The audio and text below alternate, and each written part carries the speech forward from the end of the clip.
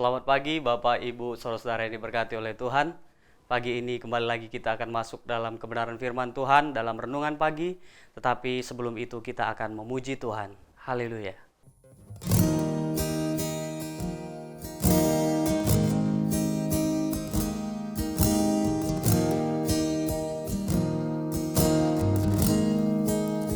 Bila hati kita lemah tak berdaya, bila iman kita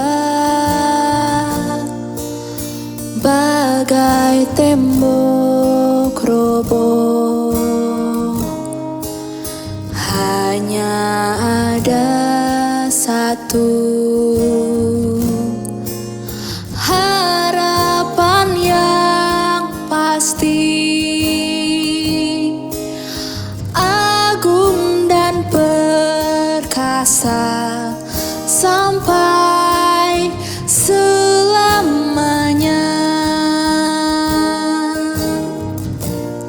Hanya satu nama yang menggetarkan hati, hanya satu nama yang menegarkan diri, hanya satu nama indah tak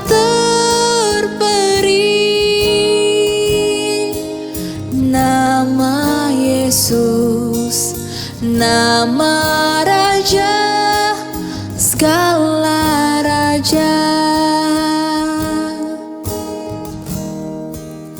Bila hati kita lemah tak berdaya, bila iman kita bagai tembok roboh, hanya ada satu harapan yang pasti, agung dan perkasa sampai selamanya.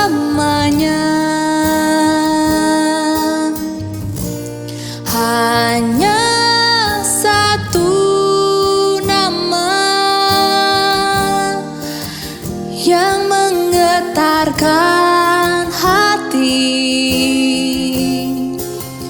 hanya satu nama yang menegarkan diri, hanya satu nama indah tak terperi, nama Yesus, nama Raja segala raja. Nama Yesus, nama Raja, nama Yesus, nama Raja, nama Yesus, nama Raja segala raja.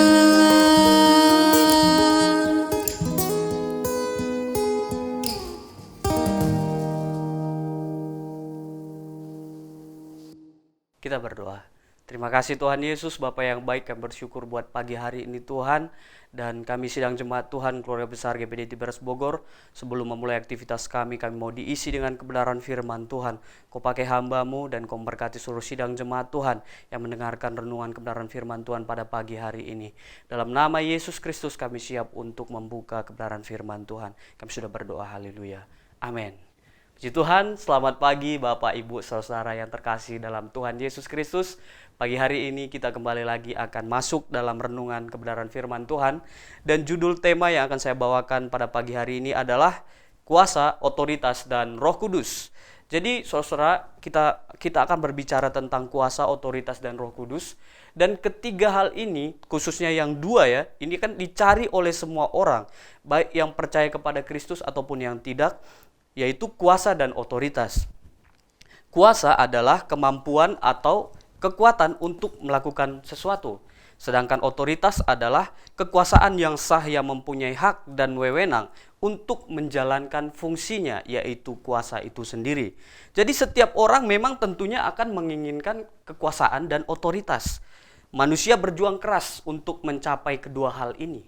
Dan di dalam perjuangannya itu, orang-orang yang tidak hidup di dalam Kristus, mereka bisa melakukan banyak hal dengan segala cara mereka akan tempuh untuk mencapai kuasa dan otoritas.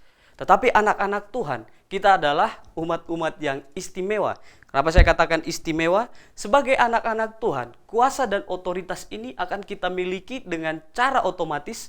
Setiap orang-orang yang percaya kepada Allah, kita akan lihat di dalam kitab Yohanes, apa yang dikatakan dalam kebenaran firman Tuhan.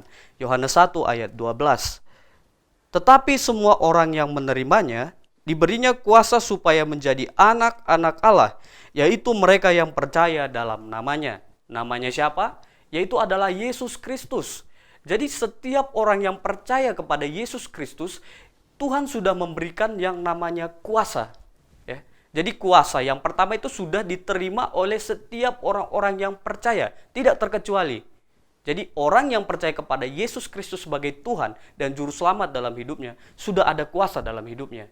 Dan yang kedua, kita akan dijadikan sebagai anak-anak Allah. Dan sebagai anak-anak Allah, ya tentunya kita punya otoritas untuk mempergunakan kuasa itu sesuai dengan fungsinya. Tentunya ketika Tuhan memberikan kuasa, dalam Kisah Para Rasul 1 ayat 8, Tuhan memberikan kuasa itu dengan maksud dan tujuan, tidak lain dan tidak bukan adalah untuk mempermuliakan nama Tuhan. Bukan untuk kepentingan pribadi atau mencari popularitas. Yang Tuhan inginkan adalah kita sebagai anak-anak Tuhan, kita bisa menjadi terang dan garam bagi dunia ini, sehingga dunia pun mengenal kasih Allah. Kita hidup menggunakan kuasa dan otoritas itu untuk mengasihi banyak orang. Kita tahu bahwa dunia hari-hari ini semakin hari akan semakin sulit. Makin banyak akan hiduplah manusia yang menderita dan membutuhkan pertolongan. Jadi ketika dunia dalam kesesakan dan kesakitan, anak-anak Tuhan bertugas untuk menolong dan memberikan kasih Allah buat mereka. Karena mereka tidak percaya kepada Tuhan. Jadi ketika mereka tidak percaya kepada Tuhan, dia hidup menderita. Kita sebagai anak-anak Tuhan, Tuhan mau supaya kasihnya itu terbagi dan disebarkan ke seluruh tempat. Jadi anak-anak Tuhan dimanapun kita berada, sebagai anak-anak Allah yang mempunyai kuasa dan otoritas, kita akan hidup untuk mempermuliakan nama Tuhan melalui kehidupan kita, sehingga orang lain melihat kita dan mereka mempermuliakan Tuhan. Dengan cara apa? Kita akan saling mengasihi, kita saling menolong. Bagaimana di rumah tangga demi rumah tangga, di tempat bekerja, ataupun di tempat ibadah, di gereja kita, kita akan menjadi berkat ketika kita menggunakan kuasa dan otoritas itu sesuai dengan fungsinya. Fungsinya adalah untuk mempermuliakan nama Tuhan dan untuk menjadi berkat bagi banyak orang. Apa yang dilakukan oleh Yesus Kristus selama dia ada di dunia? Ketika dia dicobai di padang gurun, dalam keadaan dia sebagai manusia, dia berpuasa 40 hari 40 malam. Dia dalam keadaan lapar dan haus. Di situ iblis mencobai Yesus Kristus. Dan kita tahu, Yesus Kristus pada waktu itu bukan berarti dia tidak punya kuasa. Dia adalah anak Allah yang maha tinggi. Satu-satunya anak Allah yang maha tinggi. Dia adalah firman Allah. Dia punya kuasa dan otoritas. Tetapi ketika iblis berkata, jadikanlah batu ini menjadi roti, apa yang Tuhan lakukan? Dia memberikan gambaran contoh yang mutlak harus kita ikuti sebagai anak-anak Tuhan. Dia menundukkan dirinya di hadapan Bapa di sorga. Sehingga apa yang dia lakukan? Dia tidak melakukan kehendak iblis, tetapi yang dia lakukan adalah dia tunduk di bawah kebenaran firman Tuhan. Jadi sebagai anak-anak Tuhan, ketika kita punya kuasa, kita harus belajar dari Yesus Kristus pada waktu dia datang ke dunia, dalam kekuasaan yang dia miliki sebagai anak Allah. Bukan berarti dia mempergunakan kekuasaan itu dengan sewenang-wenang, sesuka hatinya, tidak. Dia menundukkan dirinya di hadapan Allah. Jadi ketika kita punya kuasa dan otoritas dalam hidup kita, kita akan semakin menundukkan hidup kita kepada Allah. Dan hidup kita akan terus kita jaga, kita awasi, sehingga kita hidup berkenan di hadapan Allah. Karena Tuhan menginginkan kuasa dan otoritas yang dia berikan dalam kehidupan kita untuk memberkati banyak orang. Jadi saudara yang diberkati oleh Tuhan, kita harus sadar dan mengerti kuasa yang diberikan oleh Tuhan dalam hidup kita itu begitu berharga dan dibutuhkan oleh banyak orang. Tetapi hari-hari ini saudara, sebagai perenungan bagi kita semua, bahkan sebagai orang-orang percaya dan sebagai anak-anak Allah yang taat hari-hari ini sidang jemaat Tuhan, kita mulai harus mengoreksi diri kita. Apakah otoritas dan kuasa yang ada dalam hidup kita itu kita sudah pergunakan? Karena bisa jadi kita terjebak, kita tidak melakukan apa-apa dan kita beralasan, oh mungkin saya tidak punya panggilan khusus dalam hal kuasa ini. Saudara, kuasa yang diberikan oleh Tuhan itu tidak harus. Kalau ada orang yang sakit, saudara harus doakan supaya dia sembuh. Bukan seperti itu. Banyak hal yang bisa kita kerjakan dengan kuasa itu. Ya tentunya Tuhan akan memberikan talenta-talenta khusus bagi setiap orang. Tetapi jangan sampai seperti ada yang tercatat dalam kitab Matius pasal 25 ayat 18 dan 24 sampai 30.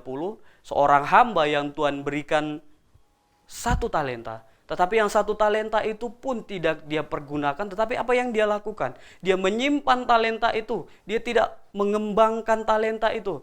Jadi anak-anak Tuhan yang dikasihi oleh Tuhan, kuasa dan otoritas yang Tuhan berikan dalam hidup kita tidak boleh berhenti di dalam diri kita. Itu harus dibagikan bagi orang lain. Kita tidak perlu menolong Tuhan, tetapi orang-orang yang hidup di sekitar kita, mereka membutuhkan pertolongan Tuhan. Pekerjaan Tuhan itu membutuhkan hati hamba-hambanya untuk menyerbaluaskan penginjilan agar banyak orang diselamatkan.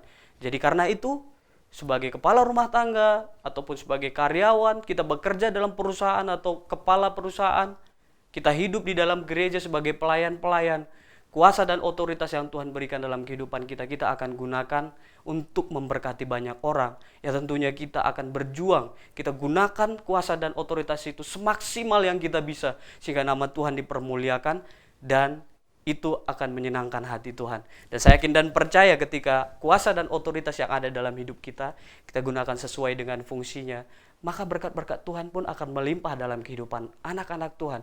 Dan kita tidak hanya akan mendapat berkat itu untuk diri kita sendiri, kita akan memberkati pekerjaan Tuhan, kita memberkati orang-orang di luar sana yang membutuhkan uluran tangan kita, sehingga Tuhan akan disenangkan dan makin banyak lagi jiwa-jiwa boleh dimenangkan. Puji Tuhan, sekian firman Tuhan yang dapat saya sampaikan pada pagi hari ini. Kiranya boleh memberkati seluruh sidang jemaat Tuhan. Kita berdoa. Terima kasih Tuhan Yesus, kami bersyukur buat pagi hari ini Tuhan. Ajari kami Tuhan agar kami tahu mempergunakan kuasa dan otoritas yang Tuhan berikan dalam kehidupan kami, agar hidup kami boleh menjadi berkat dan kami akan hidup untuk mempermuliakan nama Tuhan. Keberkati seluruh sidang jemaat Tuhan, memberkati pekerjaan rumah tangga mereka masing-masing. Dalam nama Yesus Kristus kami sudah berdoa dan mengucap syukur. Haleluya. Amin. Puji Tuhan. Selamat pagi, selamat beraktivitas. Tuhan Yesus memberkati. Pimpinlah, oh Roh Kudus, pimpinlah.